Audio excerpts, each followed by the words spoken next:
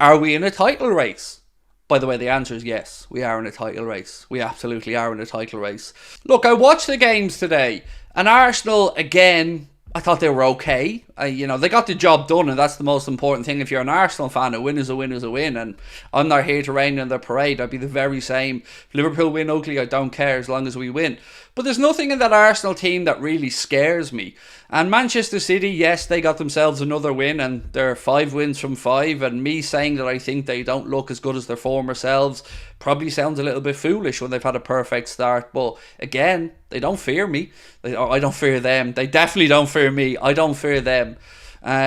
So I think we should be thinking title race. This video is sponsored by Surfshark, the best VPN on the market. Surfshark is an app or browser extension that allows you to change your location to access websites in other countries and keep you safe and secure from hackers. Using Surfshark, we here in Ireland can access other countries' Netflix libraries or other streaming platforms like DAZN in Spain for all those important Premier League games. Surfshark keeps you safe and private by protecting everything you do online.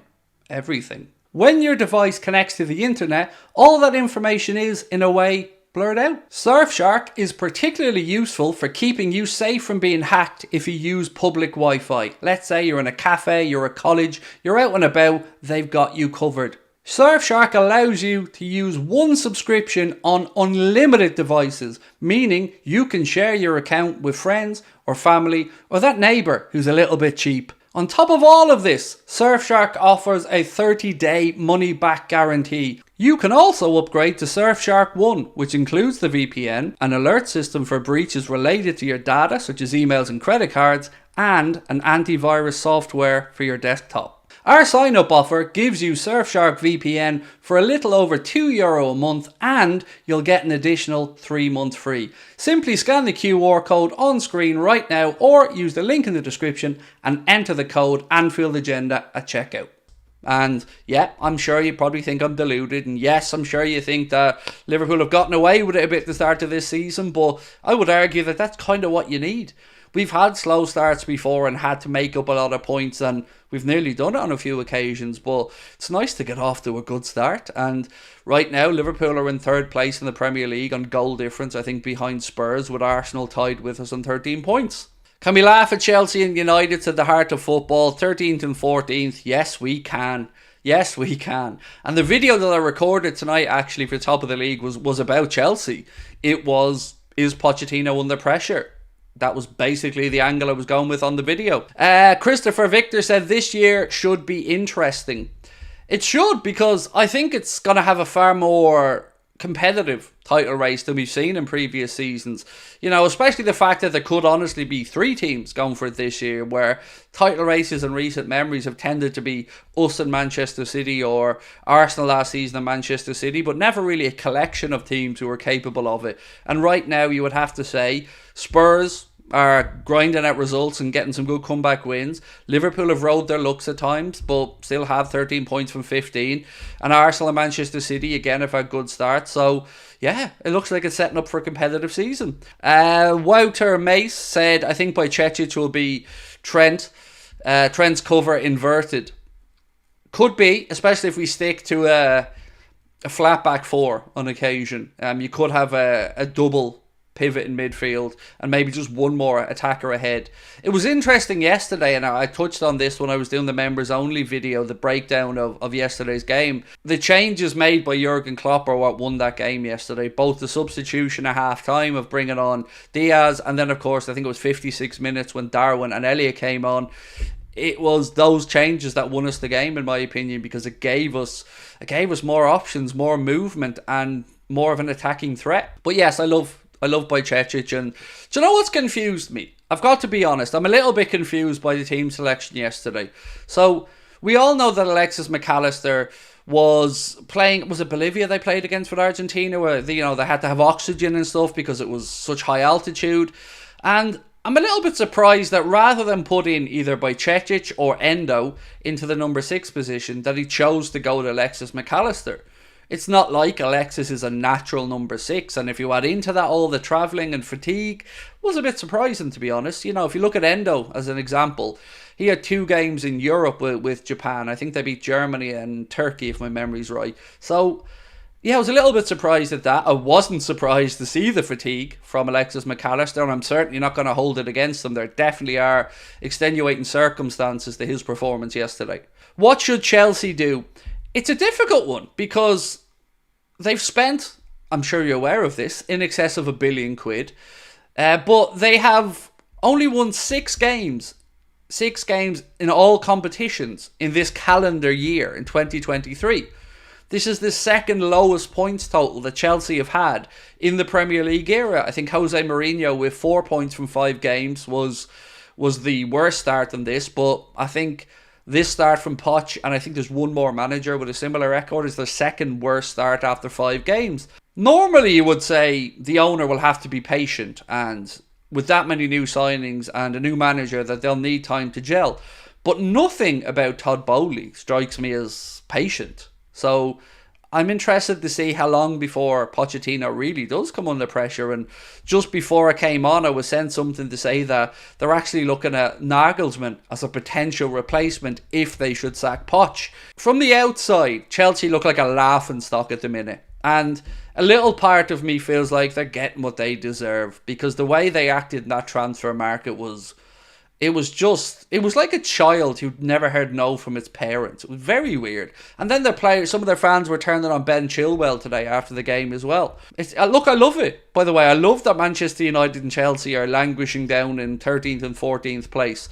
If I'm being really honest, the shithouse in me feels United should be in an even worse position, because they were gifted that lack of a penalty against them when Onana came out and cleared out one of the players, and they decided not to give a penalty. So United should be in an even worse position than they're in now. Right, Queen Nadra, how are we? Said, let's not celebrate early because the Premier League is very tricky. Let's just take it one game at a time. Arsenal had a good run last year and it turned out they bottled it. Yeah, but football fans are meant to get carried away, Queen Nadra. And where's the fun if we can't be delusional? You're right, we should be pulling everybody else up under delusion, but internally, in our little Liverpool bubble, we should be happy. We should be. It's been a good start, and I know I keep bringing this back up, Queen Nadra, but if I go back to the Newcastle game at 70 minutes, and I sat here and I remember thinking 4 points from 9 is not good enough, and it turned around to 7 from 9, which is 10 from 12, which is 13 from 15, and our next 6 fixtures, there's some winnable games in there. So actually on that, let's have a look at the next 6 fixtures for the Reds. So we've got Las Glints coming up in the Europa League, obviously on Thursday away from home. Then it's West Ham next Sunday, 2 p.m. kickoff in the Premier League. Leicester City in the League Cup. Spurs away in the Premier League. That is going to be a belter of a game. Ange Postecoglou's had a great start as Spurs manager, and I want us to go there and beat them. I want us to go there and lay down a marker. So I'm very, very excited for that. Then we've got Union Saint-Gilloise in the Europa League, and then a very tricky game away against Brighton. So of those, what have we got? 3 Premier League games. I hope we can take at least 7 points. And it's not going to be an easy task. Spurs away and Brighton away are not easy games. But if we really do want to be title contenders and get carried away, I think 7 points from 9 is the kind of numbers we should be looking from those fixtures. Joe McDougall said, getting the points on the board when you're not 100% is how titles get won. More than that, it's how memories are made. You're a sexy man, Craig. You had me up within the last part, Joe. I disagree with you on the last part. But every other word you've written there, sir, I'm fully in agreement of. Like when you look back on a season, Joe, it is these moments, isn't it? These little ground out results or the momentum that victory over Newcastle gave us. But more than that, how can you quantify the feeling, I don't want to say vibes, but I don't know any better phrase, than what Darwin did? The lift that gave us as fans, the lift that gave the players, and of course the belief that little cameo of 2 goals gave to Darwin Núñez it's unquantifiable. So yeah, nothing wrong with winning the ugly ones, but these little swings of momentum I think will help us out, and to come back from the international break, grind out a 3-1 win after a horrendous first 45 minutes. You can't but be happy about that. And fair play to the gaffer. I thought the changes that he made were they were game changers, quite frankly. To see Lucho come on, it gave Wolves something else to think about. He add into that the options Darwin gave us up front, making defenders cover him and run out of position and open up spaces for others to attack, dropping Jones and Szoboszlai a bit deeper. And by the way, can we just take a minute to say how damn good Dominik Szoboszlai is? Because I'm going to keep reminding you of the smart asses that were trying to tell us as Liverpool fans that we spent €70 million on a squad player from Leipzig. Even yesterday, 15 minutes into the game during the watch along, there was people in the chat going, Szoboszlai, yeah, Szoboszlai's pretty damn good. And if you don't see it, you're being willfully ignorant. My God, what a player. 22 years of age. And he's everything. He's got all the assets that we need. And still buzzing that he's a Liverpool player. Craig, Tottenham have been good, but they've been playing relegation teams, and when they play a top team, we will see. Yeah, well, we don't have too long to wait. I mean, we're up against Spurs. I think it's the 6th game away from now. Away at the London City. Well, no, what's the stadium called? The Tottenham Hotspur Stadium, sorry. Yeah, it's going to be a belter game. And if we can win that game, I think it'll send a statement. And I'm looking forward to the game away against Brighton at the Amex as well, because Brighton are no flash in the pan. I mean, people were writing yesterday about the fact United got beaten by Brighton, but let's be honest, were we really surprised to see Brighton beat United? They're a better team than United, and I don't think I'm being disingenuous saying that. They're a very, very good team, Brighton, and if you look into the players that they lost as well, and how well they've recruited, they're going to be in and around the European places, I think, again this season. Dom is on fire, said to Mello. Dylan said Dom is a natural talent. We've played Newcastle and Chelsea with 10 men, said Barry Kellett. Yep, we have indeed. Look, some difficult games done this season. We've played Newcastle away, got the victory. Chelsea away, yes, it was a draw, but, most seasons you take a draw away against Stamford Bridge. And we beat Aston Villa at home. So some decent games out of the way already, and as I said, we're 13 points from 15, joint second in the Premier League. We're behind Spurs in goal difference, ahead of Arsenal in goal difference, and I think is Brighton there or thereabouts as well. The massive improvement in Klopp's game, managing perfect subs at the perfect times. Jurgen Klopp said something in his post-match interview yesterday that I really agreed with, and I was really happy he said it. He said basically they had to guess about who was going to be fit and available or ready for the game against Wolves, because they didn't really have enough time with some of these guys, the likes of McAllister, I guess Alisson to some extent, Diaz and Darwin. So he kind of had to guess at who might be okay. At least he made the change at half time. It's no slight on Alexis McAllister to say he was terrible yesterday. It's not a reflection of Alexis McAllister. We know he's a very good, very tidy, very complete footballer. But he's also human. And playing away in the qualifiers up at such an altitude was going to take its toll. So I was proud that the manager acknowledged what we all probably felt at the time, made the changes, tweaked the system a little bit as well, because to see Joe Gomez try to do what Trent did in the first half was very disconcerting. I was like, what's going on? Like, he can't do it. He's not Trent. Even Trent, we have, reservations around certain things, but at least the second half, he just said to him, just stay on the right-hand side.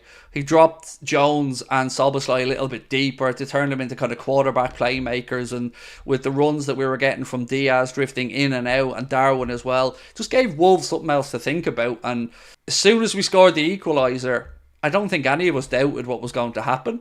I think we all knew we were going to go on and win that game. Oh, by the way, can we all just take a minute to have a little laugh at Gary Neville?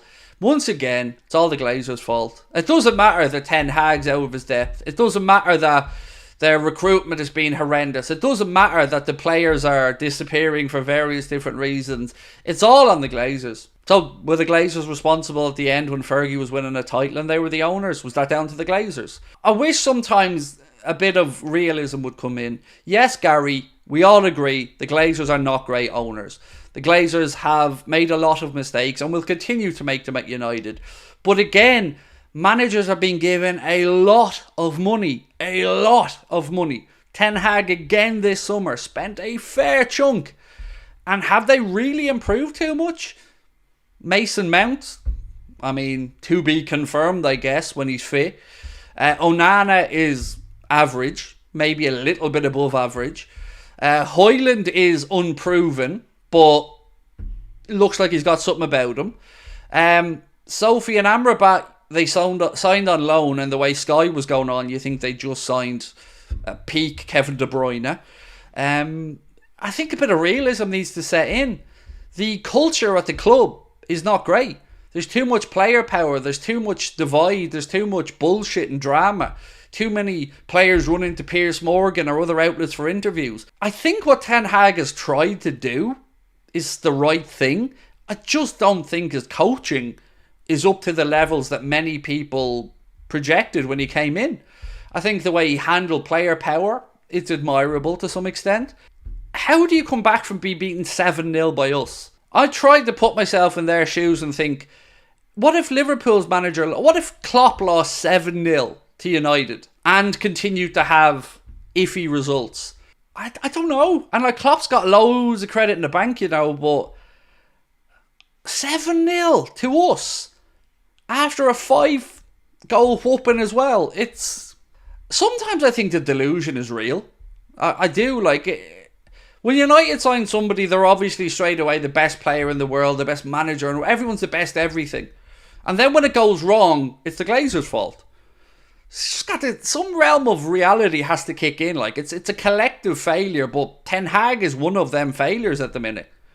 Colin, how are we, dude? Said, hey, cutie. I'm here, buddy. I'm here. He said, I was scared of teams going into this season, but watching every team, yes, I may be biased, but Liverpool is showing the only fight. Well, look, Spurs are showing some fight as well. Let's give credit where it's due.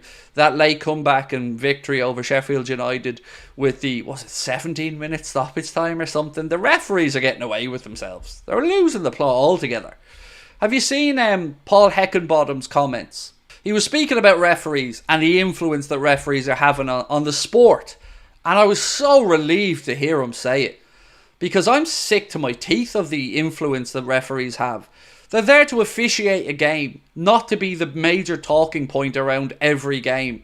VAR was brought in to remove the elements of doubt and those, conversations that we all had about, was it off, was it on, was this a red, was it... And all it's done is increase it, give the TV companies new TV segments, and these referees, they just have way too much influence on the outcome of a football game. There's too much subjectivity left in their hands for my liking.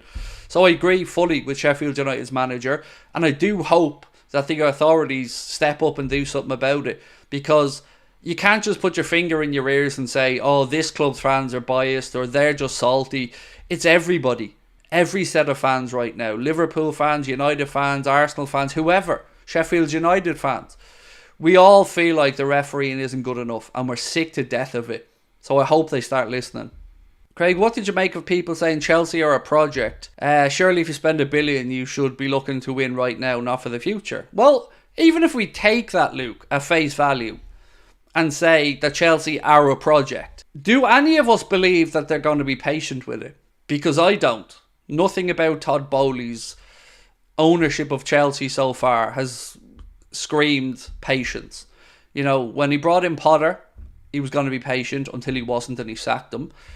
Now they've gone out and brought in £1 billion worth of players, many of them young players signed to 6, 7, 8, 9 year contracts. And the thought process is that they are building a squad that will be together for the next 6, 7 years, that will grow together, that will bond together, that will, be a force to be reckoned with. Problem is, again, I don't see Bowley not making more signings over the next few windows. And at some point, somebody somewhere is going to have to grow a pair and say, how is he spending this money? How can a club that hasn't made a profit in 20 years spend £1 billion on transfers? Somebody's going to have to look after the game at some point. So I don't believe that he's going to have the patience. I don't believe that he won't dip back into the market. And there's only so many Saudi clubs that are going to be willing to take the flops off his hands. And I'm going to stop there before I talk myself into more trouble. City seem there for the taking this season. Do you think we can challenge them? Said Callum Spence. Yes, absolutely. It feels weird, Callum, right? Me and you sitting here saying they're there for the taking when they've had 5 wins from 5 in the Premier League. But I do understand where you're coming from. They don't look the same team to me. You know, they're not going to have that influence of De Bruyne at the same level, I don't think, moving forward. I think injuries will catch up with them a bit. Age will catch up with them a bit. And they will go through their own bit of transition. Now, they've made some good signings. As you said, 5 wins from 5. You know, you can't really critique that. But I do think they're not the best City side that we've seen in the Premier League era.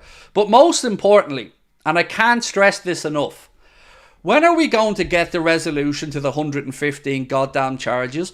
Because every week, every month, every season that goes by where they're collecting trophies is another season where if they're found guilty, somebody else has been robbed of it. And I can't come to peace with that. 4 or 5 years now. It's bullshit. It's nonsense.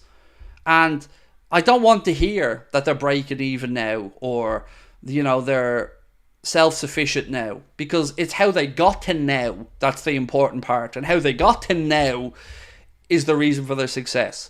So I just hope we eventually get a resolution, and if they are found guilty, honestly, I want the book thrown at them. I want the maximum punishment, because it's 2 fingers to everybody else. We do what we want kind of vibes.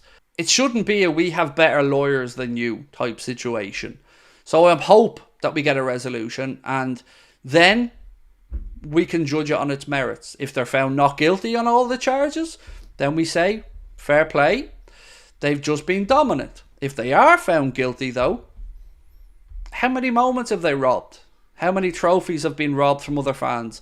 That time can't be gotten back. Those season tickets other fans spent can't be gotten back. Those finals other fans went to where they lost out can't be gotten back. For it to take this long, it's not a good look at all for the sport. And it's just dragging out and out and out.